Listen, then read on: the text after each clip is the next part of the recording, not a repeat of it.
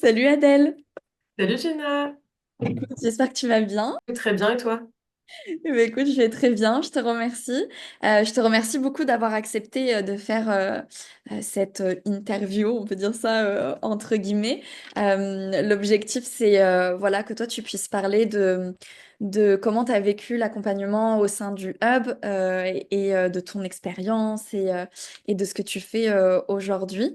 Et pour, voilà, pour répondre peut-être aux questions de certaines personnes qui hésitent aujourd'hui à nous rejoindre et qui peut-être par ton expérience pourrait être attirée à travailler avec nous. Ok. Trop cool. Bah déjà, la première question, ça serait de qui es-tu, Adèle? Est-ce que tu peux te présenter de la manière dont tu le souhaites? Ok, eh ben écoute, merci déjà à toi. Alors moi je m'appelle Adèle, comme tu l'as dit. Alors j'ai deux activités professionnelles. Je suis orthophoniste libérale, donc j'ai mon cabinet depuis plusieurs années maintenant.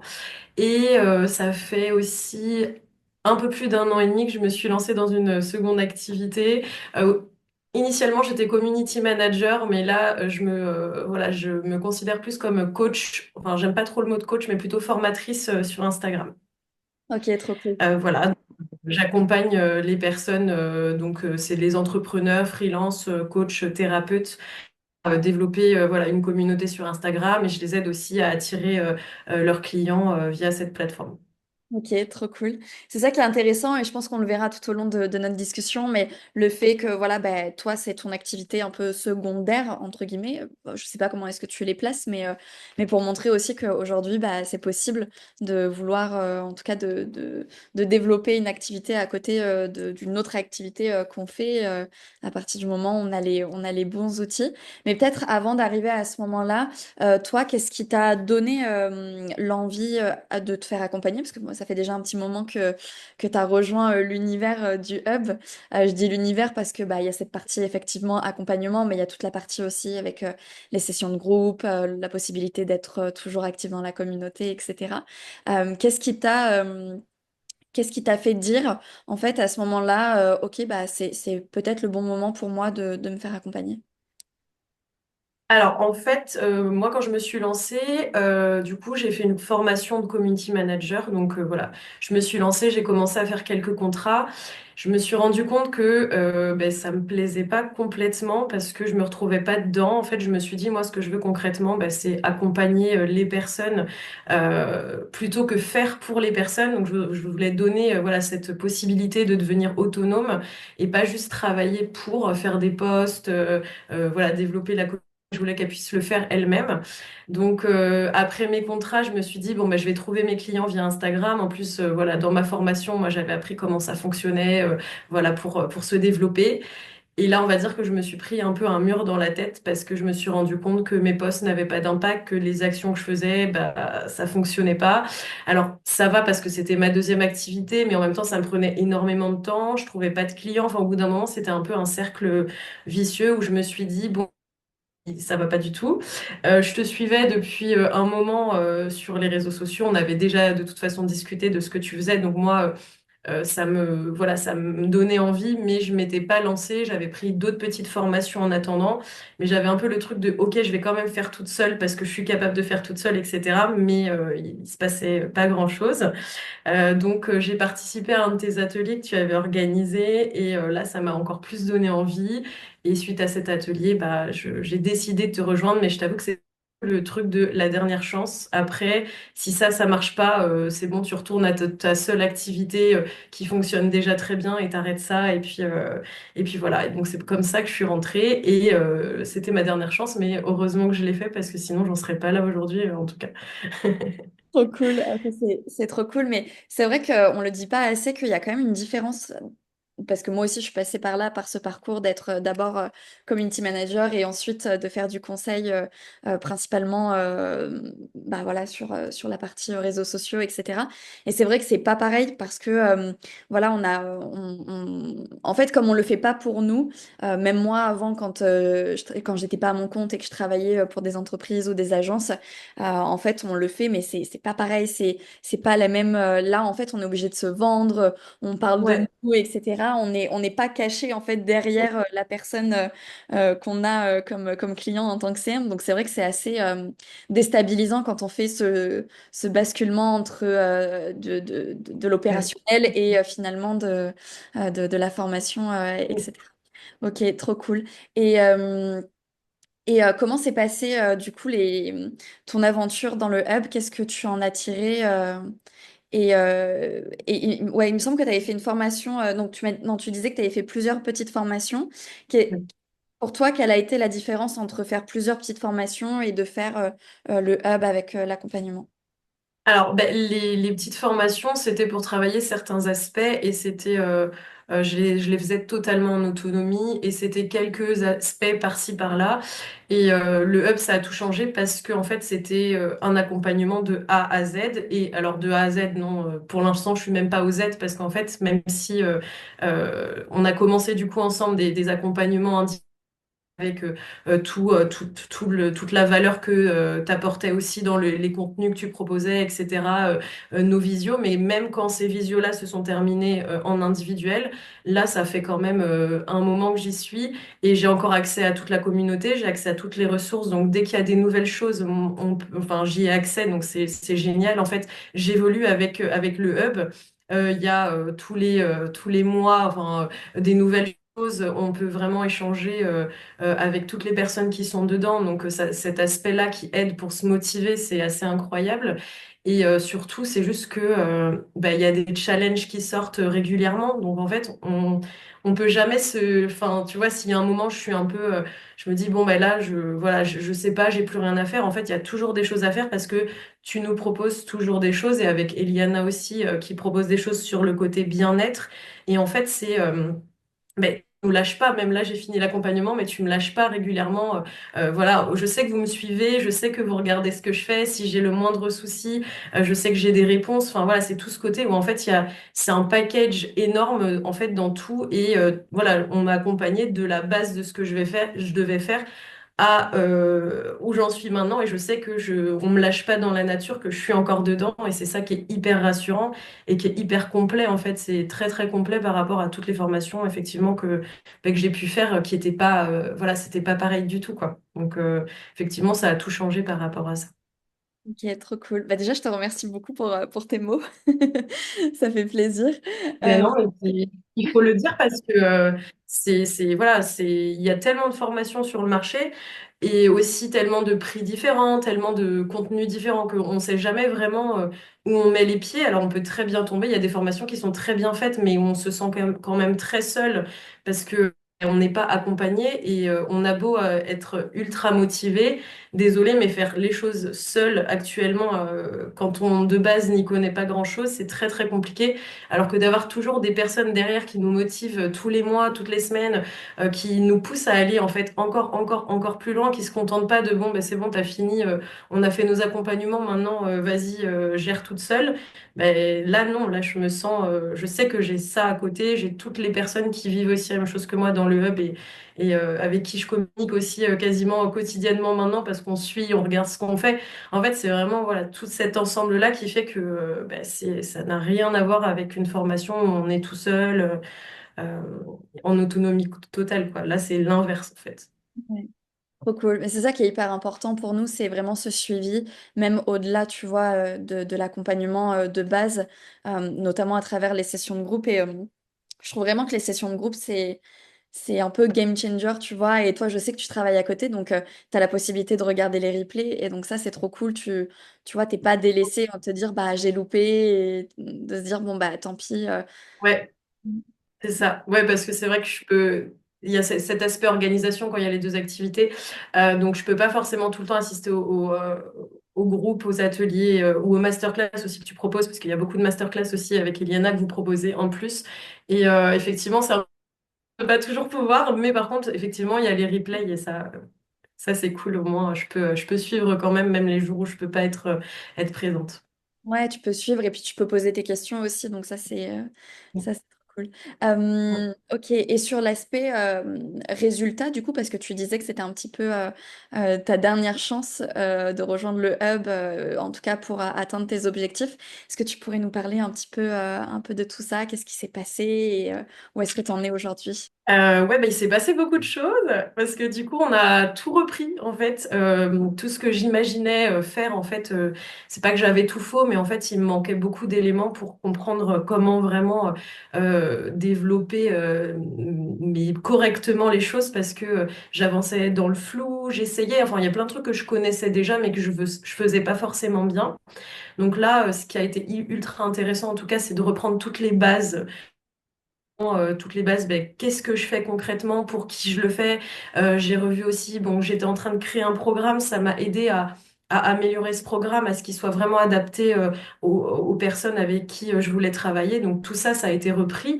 Et ensuite, il y a tout l'aspect, ben, comment développer voilà, les choses avec ben, la stratégie de ces contenus, développer aussi une communauté, parce que l'idée, c'est aussi d'attirer des personnes à soi. Et je savais pas vraiment comment le faire, je le faisais pas forcément de la bonne manière. Donc là, grâce au contenu, grâce aux interactions aussi avec les personnes, parce que voilà, dans le hub, on apprend à comment on poste aussi pour attirer ses clients, pour leur donner envie, mais on apprend aussi à communiquer avec eux parce que bah j'avoue que c'était des trucs qui me bloquaient un peu, des peurs que j'avais. Donc là, on essaye de voilà d'enlever toutes ces peurs et d'y aller, passer vraiment à l'action. Et je pense que c'est ça aussi qui me manquait, c'est de j'avais l'impression de faire des choses. Je faisais des choses, mais je les faisais à moitié ou alors je les survolais et ça m'a vraiment permis de y aller, quoi. Même quand j'avais un peu peur, ben, j'avais des personnes derrière moi, t'étais là pour me dire, ben, vas-y, si, fais-le, tu verras que ça a de l'impact. Et effectivement, ça en a eu, parce que je suis rentrée en février 2024, je crois, à peu près. Ouais. C'était ça, et ensuite, ben, au bout d'à peu près 3 mois, 3 mois et demi, j'étais donc capable d'organiser une masterclass. Donc c'est là où la j'ai pu enfin vendre mon programme et faire rentrer mes premières clientes dans mon programme. Donc du coup, mon programme, il a été complet parce que effectivement, j'ai mon autre travail à côté. C'était de l'accompagnement individuel. Donc là, ça a été complet. J'ai commencé à travailler avec des personnes. Donc c'était trop chouette. Et ça, j'aurais jamais pu l'imaginer il y a quelques semaines avant, de pouvoir animer une masterclass, donner envie d'acheter mon programme. Et ensuite, ben, voilà, j'ai appris ben, à vendre. Ça, je savais pas du tout à la base comment faire quand on n'y connaît rien à la vente. Ça paraît hyper compliqué, ça fait peur. Mais ça, tu nous apprends des systèmes aussi pour vendre de la manière qui nous correspond le mieux. Et ça, c'est quand même chouette parce que du coup, ça enlève ces peurs, ces blocages qu'on peut avoir. Et puis, bon, ensuite, j'ai changé un petit peu mon système parce que je me suis rendu compte que j'avais pas le temps de gérer de l'accompagnement individuel avec chaque personne, plus mon autre travail. Donc, mais c'est tout le temps un questionnement sur le long terme. De toute façon, on se pose toujours des questions. Et là, il y a un mois, j'ai fait un nouvel atelier donc, où j'ai modifié un petit peu mon programme pour pouvoir faire entrer plus de personnes au fur et à mesure. Et là, j'ai eu à nouveau d'autres clientes. Donc non, ouais, je suis contente. Là, j'ai trouvé un système qui me convient et que je vais pouvoir aussi dupliquer sur le long terme pour encore plus faire entrer des personnes dans mon programme. Donc non, j'ai appris énormément de choses, ça c'est sûr. Trop cool. C'est ça qui est intéressant justement, c'est de montrer que peu importe, en fait, toi, tu as commencé avec un programme qui était construit d'une telle façon, on l'avait construit ensemble et ensuite il a évolué, mais toi, ton système d'acquisition derrière, de comment attirer tes clients, de comment vendre, mais ça, finalement, même quelques mois après l'accompagnement individuel qui était terminé, tu as su le remettre en place, tu avais tous les outils avec toi et finalement, peu importe ce que tu crées, bah, tu sauras le revendre derrière en fait. C'est ça qui est intéressant. Ouais. Et en plus, là, la deuxième fois, ça m'a pris tellement moins de temps que la première. Du coup, je me dis, ben, en fait, plus je vais le faire, ben, moins ça va me prendre de temps et plus je vais être à l'aise, etc. Donc ça, c'est chouette aussi. Ouais, c'est l'objectif, c'est ça, c'est d'apprendre des solutions pour attirer ses clients, pour vendre, etc. Mais sur du long terme, en fait, c'était pas du tout quelque chose que tu as fait une fois et qu'après, tu étais incapable de refaire ou te poser la question, ben, OK, maintenant que j'ai fait ça, qu'est-ce que je fais? L'objectif, c'est d'avoir un plan qui est sur le long terme et que toi, tu sois capable Mm. de le refaire quoi derrière. Ah bah oui, oui, c'est sûr. Mm. Trop cool. Et en plus, ce qui est intéressant aussi, ce que tu dis, c'est qu'il y avait effectivement des parties où toi, t'étais pas, tu vois, par exemple, sur la vente, où tu connaissais pas trop, mais il y a d'autres parties finalement où tu connaissais, mais bah, même en connaissant, bah, finalement, tu bloquais. Et le fait d'avoir travaillé à deux, bah, ça t'a permis bah, de se dire, bah, ok, je connais ça, je sais, c'est bien de savoir, mais maintenant, je passe à l'action et je le mets en place. C'est ça. Et puis il y a plein de choses, je pensais vraiment les avoir travaillées et savoir. Et en les travaillant avec toi, je me suis rendu compte que j'allais pas assez dans les détails, que j'étais pas allée assez en profondeur et que du coup, je disais pas. Et de pouvoir comme ça, voilà, avoir cette réflexion constante avec quelqu'un derrière qui te pousse à, ben non, va plus loin, va plus loin, va plus loin. Tu dis, waouh, ok, ben je le fais. Et en fait, c'est ce qu'il faut faire parce que survoler, malheureusement, ça apporte pas assez. Donc ça, c'était hyper intéressant là-dessus aussi. Trop cool. Et qu'est-ce que tu dirais du coup par rapport au fait que tu avais, enfin que tu as toujours ton job à côté pendant et après l'accompagnement? Est-ce que tu as réussi justement à trouver un équilibre avec tout ça? Oui, alors c'est pas tous les jours facile, hein, je vais pas mentir, parce qu'effectivement, il faut trouver une bonne organisation, mais je la trouve de plus en plus, et mon objectif, c'est d'avoir un réel équilibre, parce que pour l'instant, moi, j'ai envie de garder mes deux activités, donc j'ai mon activité que j'appelle activité principale, parce que pour l'instant, c'est celle qui me fait le plus gagner d'argent, et que voilà, qui est installée depuis un moment, mais c'est vrai que ma seconde activité, au départ, c'était vraiment un plus, mais là, ça commence à prendre vraiment de plus en plus d'ampleur, et j'aménage même mon autre emploi du temps. Je peux le faire, donc ça, j'ai de la chance pour ça. J'aménage cet autre emploi du temps pour avoir de plus en plus de place pour la deuxième activité. Donc, en fait, ça se fait petit à petit. Mais tout était organisé pour que je puisse le faire aussi à mon rythme, parce qu'il fallait avancer, mais en même temps, le but, c'était que je puisse aussi avancer sans me tuer à la tâche, sans être épuisée. Donc, non, moi, je trouve que j'ai pu quand même trouver une bonne manière d'équilibrer, même si effectivement il y a des périodes où il y a plus de fatigue, plus de choses à faire, parce que je vais pas mentir, mettre en place tout ce qu'on a mis en place depuis des mois, ça demande du temps, du travail, de l'énergie, de la persévérance, et pas, ça tombe pas comme ça d'un coup, hein, il faut le dire, parce que oui, quand on met en place, ça devient facile, mais pour que ça devienne facile, faut quand même travailler. Donc non, non, là, je commence à trouver un équilibre qui est beaucoup plus intéressant pour moi et où je m'épanouis quand même de plus en plus. Donc c'était le but initial, donc du coup, je suis très contente. Trop cool. Et en plus, tu trouves ton équilibre sur comment tu as envie d'accompagner les gens.